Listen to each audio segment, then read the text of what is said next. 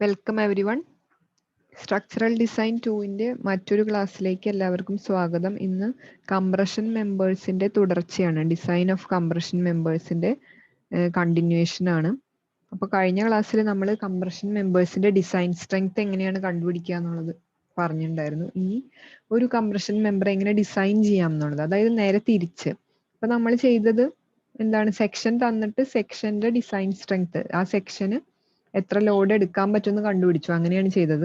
ഇനി തിരിച്ച് ഒരു ലോഡ് മാത്രം തരികയാണ്, എന്നിട്ട് എന്ത് ടൈപ്പ് കംപ്രഷൻ മെമ്പറാണ് ഡിസൈൻ ചെയ്യേണ്ടതെന്ന് തന്നിട്ടുണ്ട്. അങ്ങനെയാണെങ്കിൽ നിങ്ങൾ ആ സെക്ഷൻ എത്രയായിരിക്കണം എന്നൊക്കെ എങ്ങനെയാണ് ഡിസൈഡ് ചെയ്യുക.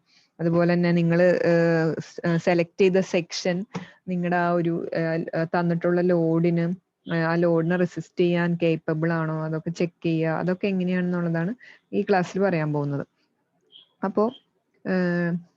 അപ്പൊ എന്തായാലും ഇവിടെ കുറച്ച് അസംഷൻസ് ആവശ്യം വരും. കാരണം നിങ്ങൾക്ക് ആകെ തന്നിട്ടുണ്ടാവുക എന്താണ്, ഒരു ലോഡാണ്. ഈ ഒരു ലോഡ് റെസിസ്റ്റ് ചെയ്യാനായിട്ട് ഇപ്പൊ ഒരു ട്രസ്സിന്റെ ഒരു സ്ട്രട്ടോ അല്ലെങ്കിൽ ഒരു കോളം ഡിസൈൻ ചെയ്യാനോ ആയിരിക്കാം, എന്ത് വേണേലും ആയിരിക്കാം ക്വസ്റ്റ്യൻ.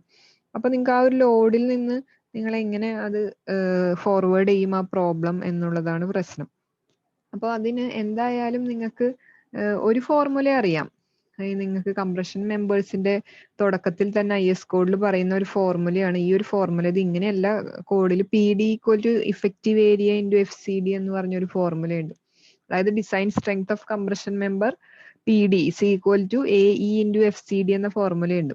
അപ്പൊ ആ ഒരു ഫോർമുലയാണ് നിങ്ങളുടെ കയ്യിൽ ആകെ ഉള്ളത്. അപ്പോൾ അതിലൊന്നും നിങ്ങൾക്ക് അറിയില്ല, ആകെ P അറിയാം. P എന്ന് പറഞ്ഞാൽ ഡിസൈൻ സ്ട്രെങ്ത്തിന് പകരം നമുക്ക് തന്നിട്ടുള്ള ലോഡാണ്. ലോഡ് PD തന്നിട്ടുണ്ട്, അതിന് നമുക്ക് ഡിസൈൻ സ്ട്രെങ്ത് ആയിട്ട് എടുക്കാം തന്നിട്ടുള്ള ലോഡിന്. എന്നിട്ട് നമുക്ക് ഏരിയ ഓഫ് സെക്ഷനോ അല്ലെങ്കിൽ FCD ഇതിൽ ഏതെങ്കിലും ഒരെണ്ണം അറിഞ്ഞാൽ എളുപ്പമുണ്ട്, പക്ഷെ ഒന്നും അറിയില്ല. അപ്പൊ നമ്മൾ ഈ FCD നമ്മൾ അസ്യൂം ചെയ്തുകൊണ്ട് വേണം തുടങ്ങാനായിട്ട്. അപ്പൊ അസ്യൂം ചെയ്യുമ്പോൾ നിങ്ങൾക്ക് എളുപ്പത്തിന് വേണ്ടിയിട്ട് കുറച്ച് കാര്യങ്ങൾ ഞാൻ പറയുകയാണ്. ഇത് ഓർത്ത് വെക്കുകയാണെങ്കിൽ നിങ്ങൾക്ക് FCD അസംഷൻ എന്താണ് ഈ ഒരു പാറ്റേണിൽ ചെയ്യും. ഇങ്ങനെ ചെയ്യുമ്പോൾ നിങ്ങൾക്ക് നിങ്ങളുടെ ആ ഒരു ഡിസൈൻ പ്രോസസ്സ് കുറച്ചുകൂടെ എളുപ്പത്തിൽ കഴിയും. കാരണം നിങ്ങൾക്ക് ഇപ്പം FCDയുടെ വാല്യൂ ഒരുപാട് എന്ത് അസ്യൂം ചെയ്യണം എന്ന് നിങ്ങൾക്ക് ഒരു ഐഡിയ ഉണ്ടാവില്ലല്ലോ. അപ്പൊ എന്ത് ചെയ്യണം എന്ന് വെച്ചാൽ, റോൾഡ് സ്റ്റീൽ ബീം സെക്ഷൻസ് അഥവാ ഐ സെക്ഷൻസ് ഒക്കെ ആണെങ്കിൽ സാധാരണ KL/R, ഇഫക്റ്റീവ് സ്ലെൻഡർനെസ് റേഷ്യോ ആണ് KL/R. 70 to 90 ആണ് റേഞ്ചിലാണ് വരിക. അപ്പൊ അങ്ങനത്തെ കേസിൽ, അതായത് റോൾഡ് സ്റ്റീൽ ഐ സെക്ഷൻ അല്ലെങ്കിൽ ബീം സെക്ഷൻ ആണെങ്കിൽ FCD നിങ്ങളൊരു 135 Nm², അല്ലെങ്കിൽ അഥവാ 135 MPa.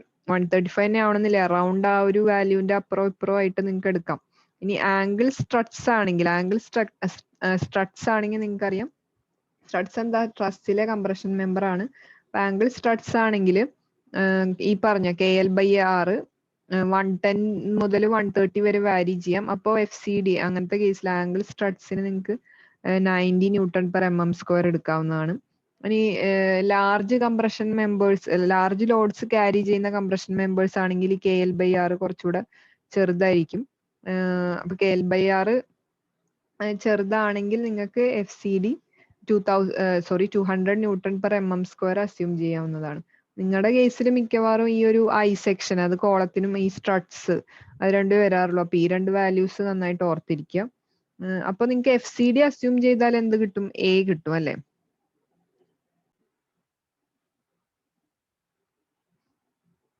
അപ്പൊ നിങ്ങൾക്ക് A കിട്ടിക്കഴിഞ്ഞാൽ, ഇഫക്റ്റീവ് ഏരിയ കിട്ടിക്കഴിഞ്ഞാൽ നിങ്ങൾക്ക് ആ ഏരിയക്ക് ആ പർട്ടിക്കുലർ ഏരിയക്ക് ഇക്വലന്റ് ആയ ഒരു സെക്ഷൻ സെലക്ട് ചെയ്യാം. നിങ്ങൾക്ക് സ്റ്റീൽ ടേബിളിൽ നിന്ന് സെലക്ട് ചെയ്യാവുന്നതാണ്.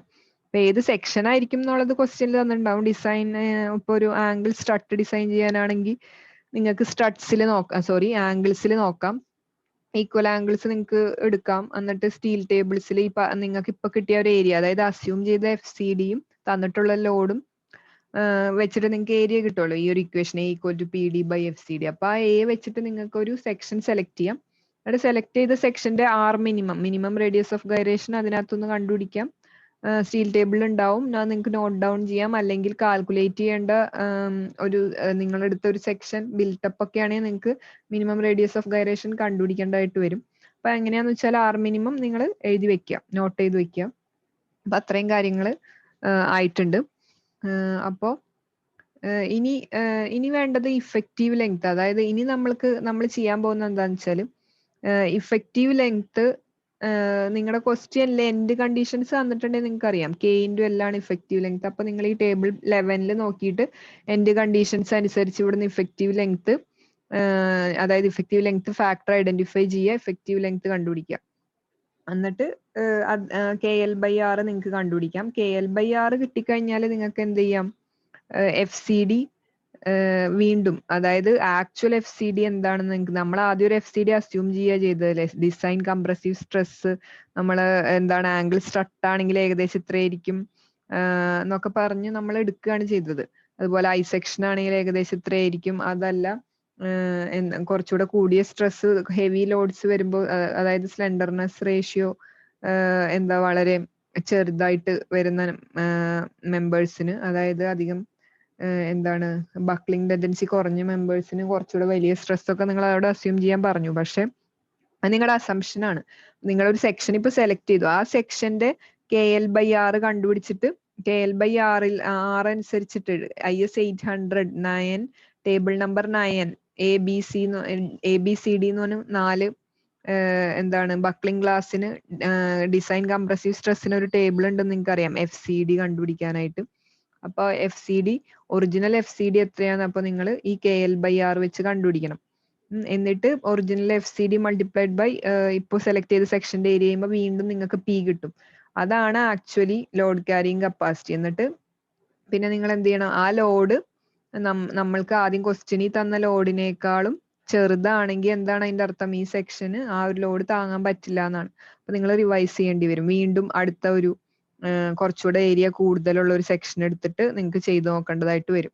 കാരണം നമുക്കിപ്പോ ഏരിയ കിട്ടിയാലും കറക്റ്റ് ആ ഏരിയയിലുള്ള സ്റ്റീൽ ടേബിളിൽ അവൈലബിൾ ആവണമെന്നില്ല. അപ്പൊ നിങ്ങൾ ഒരു ഏകദേശം കൊടുത്തിട്ടുണ്ടാവും. അപ്പൊ കുറച്ചുകൂടെ കൂടുതൽ ഏരിയയിലേക്ക് പോയിട്ട് വേറൊരു സെക്ഷൻ എടുക്കുന്നു. എന്നിട്ട് ആ സെക്ഷന്റെ എന്താണ് ഇതുപോലെ പ്രോപ്പർട്ടീസ് ഒക്കെ എഴുതിയിട്ട് KL/R കണ്ടുപിടിക്കുന്നു. KL/R നിന്ന് FCD ടേബിൾ നമ്പർ 9 ABCD ഏതാണ് നിങ്ങളുടെ ബക്ലിംഗ് ഗ്ലാസ് എന്ന് വെച്ചാൽ അതിനനുസരിച്ചിട്ട് FCD വീണ്ടും ഒറിജിനൽ കണ്ടുപിടിച്ച് വീണ്ടും മൾട്ടിപ്ലൈഡ് ബൈ ഏരിയ ചെയ്യുമ്പോൾ വീണ്ടും ഡിസൈൻ കംപ്രസീവ് സ്ട്രെങ്ത് കിട്ടുന്നു PD. വീണ്ടും PD-യെ നിങ്ങൾ ഡിസൈൻ ലോഡുമായിട്ട് കമ്പയർ ചെയ്യുന്നു. അപ്പോൾ ഇത്തവണ PD ഡിസൈൻ ലോഡിനേലും വലുതായി വന്നിട്ടുണ്ടെങ്കിൽ, അതായത് ഡിസൈൻ സ്ട്രെങ്ത് ഡിസൈൻ ലോഡിനേലും വലുതാണെങ്കിൽ നിങ്ങൾക്ക് ഈ സെക്ഷൻ തന്നെ ചൂസ് ചെയ്യാം. ഈ സെക്ഷൻ നമുക്ക് ആ ലോഡ് റെസിസ്റ്റ് ചെയ്യാൻ ഉപയോഗിക്കാം. ഇനി KL/R എൻഡ് കണ്ടീഷൻസ് തന്നിട്ടില്ലെങ്കിൽ സിംഗിൾ ആംഗിൾ സ്ട്രട്സിന് എന്ത് ചെയ്യണം എന്നുള്ളത്, സാധാരണ കോളം സെക്ഷൻ എന്തായാലും തരും ആ ഒരു എൻഡ് കണ്ടീഷൻ. അതേസമയം ട്രസ് മെമ്പറിലെ കംപ്രഷൻ മെമ്പർ നിങ്ങൾക്കറിയാം സിംഗിൾ ആംഗിൾ ഡബിൾ ആംഗിൾ ഒക്കെ ഉപയോഗിച്ച് ചെയ്യാം. സാധാരണ ഈ ഒരു പാറ്റേണിലാണ് നമ്മൾ എടുക്കുക. അതായത് KL/R K എന്ന് പറഞ്ഞാൽ ഒരു ബോൾട്ട് വെച്ച് കണക്ട് ചെയ്ത സ്ട്രട്ട് ആണെങ്കിൽ നമ്മൾ K1 എടുക്കും. ഇനി അറ്റ്ലീസ്റ്റ് 2 ബോൾസ് 2 ബോൾസ് എങ്കിലും ഉപയോഗിച്ചിട്ടുണ്ടെങ്കിൽ നമ്മൾ 0.85 എന്നുള്ള ഒരു ഫാക്ടർ ഉപയോഗിക്കും. വെൽഡ് ചെയ്തതാണെങ്കിൽ നമ്മൾ K.7 ആയിട്ട് എടുക്കും. അപ്പോൾ ഇത് കോഡിൽ ആക്ച്വലി, ഇനി അത് നിങ്ങൾക്ക് ഓർമ്മ വന്നില്ലെങ്കിൽ നിങ്ങൾക്ക് ഈ ഒരു എന്താണ് കോഡൽ പ്രൊവിഷൻ നോക്കിയിട്ട് ചെയ്യാം. 7.2.4 കംപ്രഷൻ മെമ്പേഴ്സ് ഇൻ ട്രസ്സസിൽ പറയുന്നുണ്ട്.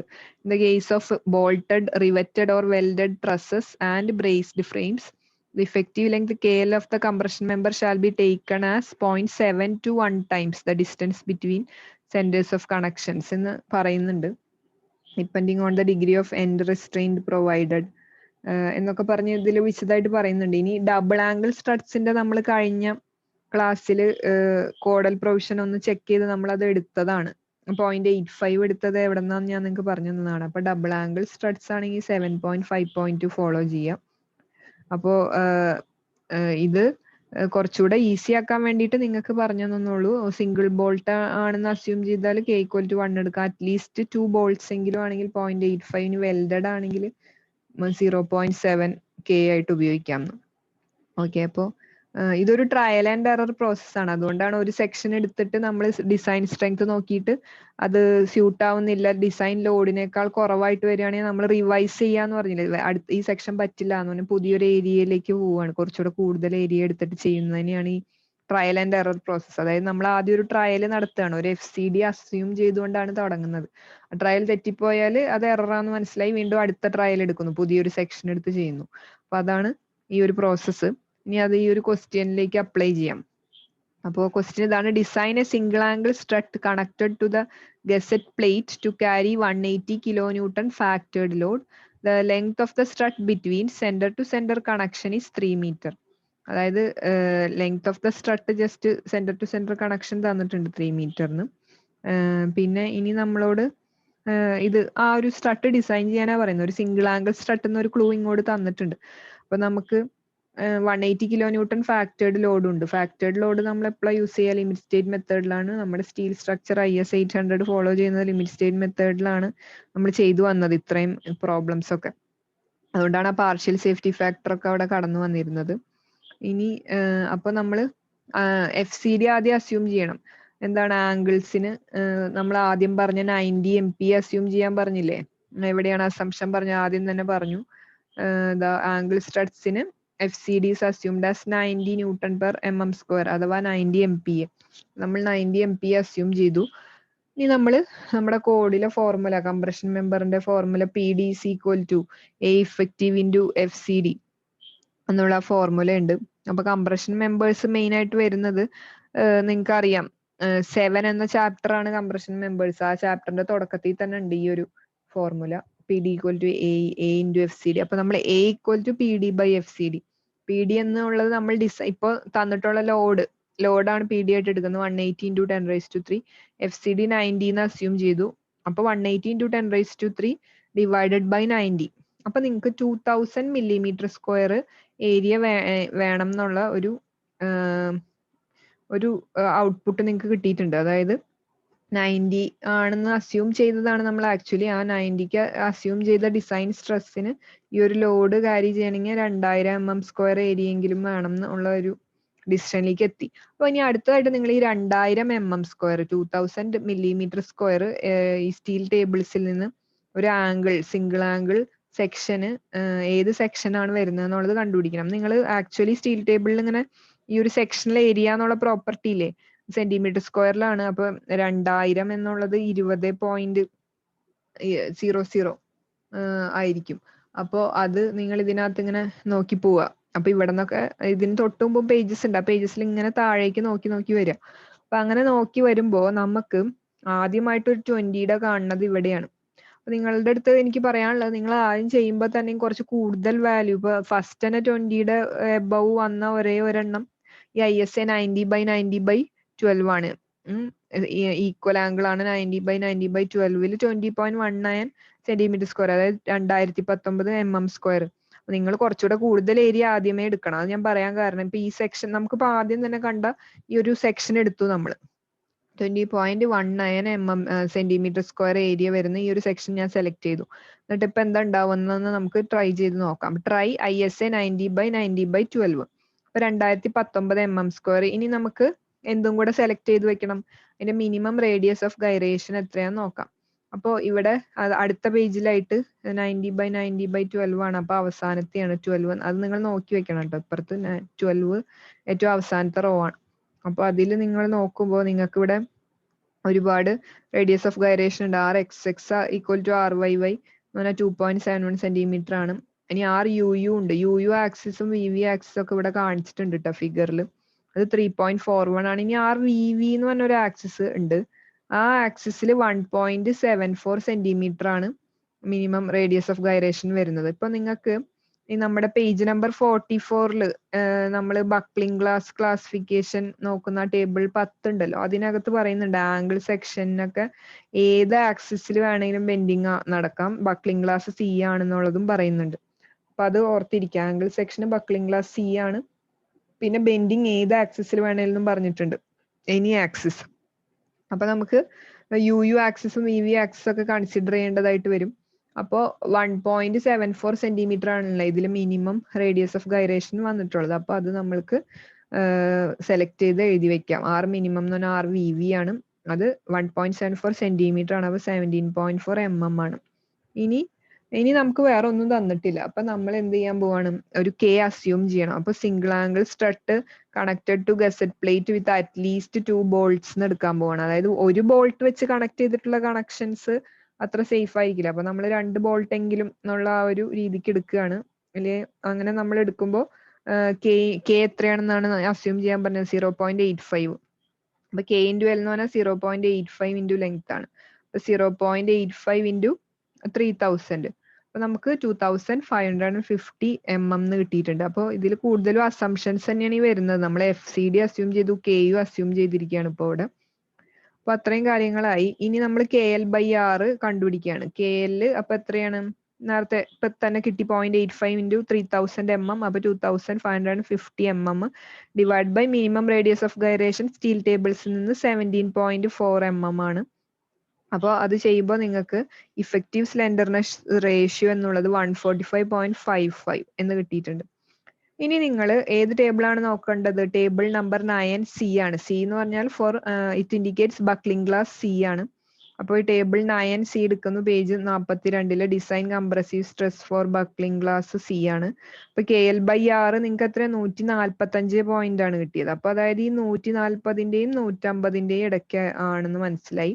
ഇപ്പൊ ഇന്റർപൊളേഷൻ സ്റ്റെപ്സ് ഒന്നും ഇനി ഞാൻ പറയുന്നില്ല, കഴിഞ്ഞ ക്ലാസ്സിൽ പറഞ്ഞതാണ്. അപ്പൊ നിങ്ങൾ ഇന്റർപൊളേറ്റ് ചെയ്യണം. ഇതിന്റെ ഇടയിൽ നിങ്ങൾക്ക് ഈൽഡ് സ്ട്രെസ് FY 250 MPa എടുക്കുകയാണ്. ഞാൻ പറഞ്ഞു ഒന്നും തന്നിട്ടില്ലെങ്കിൽ അൾട്ടിമേറ്റ് സ്ട്രെസ് 410 ഈൽഡ് സ്ട്രെസ് 250 ആയിട്ടുള്ള സ്റ്റീലാണെന്ന് അസ്യൂം ചെയ്തിട്ട് ചെയ്യാൻ പറഞ്ഞിരുന്നു. അപ്പോൾ നിങ്ങൾക്ക് അതിൽ നിന്ന് എന്താണ് കിട്ടുന്നതെന്ന് നോക്കാം. അപ്പോൾ നിങ്ങൾക്ക് അതിന്റെ 250 MPയുടെ താഴേക്ക് നോക്കുകയാണെങ്കിൽ 140ക്ക് 66.2 MPaയും 150ക്ക് 59.2 MPa അഥവാ ന്യൂട്ടൺ പെർ mm² ആണ് FCD design compressive stress FCD അത്രേന്റെ ഇടയിലാണെന്ന് മനസ്സിലായി. അപ്പൊ നിങ്ങൾ ഇന്റർപൊളേറ്റ് ചെയ്യുക.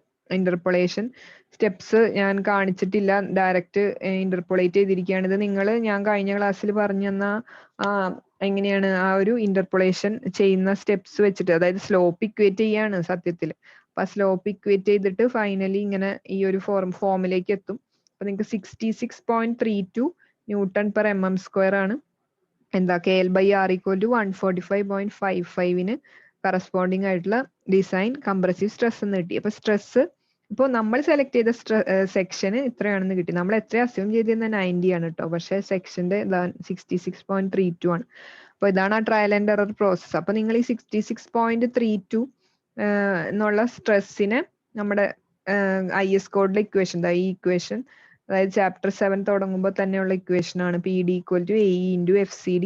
അതിലേക്ക് ഇടണം. നമ്മുടെ സെക്ഷന്റെ ഇപ്പോ വന്ന ആ ഒരു ഏരിയ എത്രയായിരുന്നു? 2019. ഇവിടെ ഉണ്ടായിരുന്നു ആ സെക്ഷൻ 2019 mm² ആയിരുന്നു. 2019 ഇൻറ്റു നമുക്കിപ്പോ കിട്ടിയ ആ ഒരു FCD എത്രയാണ്? ഡിസൈൻ കംപ്രസീവ് സ്ട്രെസ് 66.32 ആണ്. മൾട്ടിപ്ലൈ ചെയ്തപ്പോൾ നമുക്ക് 133.9 kN അത്രേ വരുന്നുള്ളൂ അതിന്റെ ഡിസൈൻ കംപ്രസീവ് സ്ട്രെങ്ത് എന്ന് പറയുന്നത്. നമ്മുടെ ലോഡ് ക്വസ്റ്റ്യനിൽ തന്നിട്ടുണ്ട്. എന്താണ്? 180 kN ലോഡ് റെസിസ്റ്റ് ചെയ്യാനായിട്ട് പറ്റണം. അത് പറ്റുമോ? ഇല്ല. കാരണം 133.9 kN ഡിസൈൻ സ്ട്രെങ്ത് ഉള്ളൂ നമ്മൾ സെലക്ട് ചെയ്ത സെക്ഷൻ. അപ്പൊ നമ്മൾ എന്താണ് റിവൈസ് ദ സെക്ഷൻ എഴുതിയിട്ട് പുതിയൊരു സെക്ഷൻ നമ്മൾ എടുക്കാനായിട്ട് പോകണം.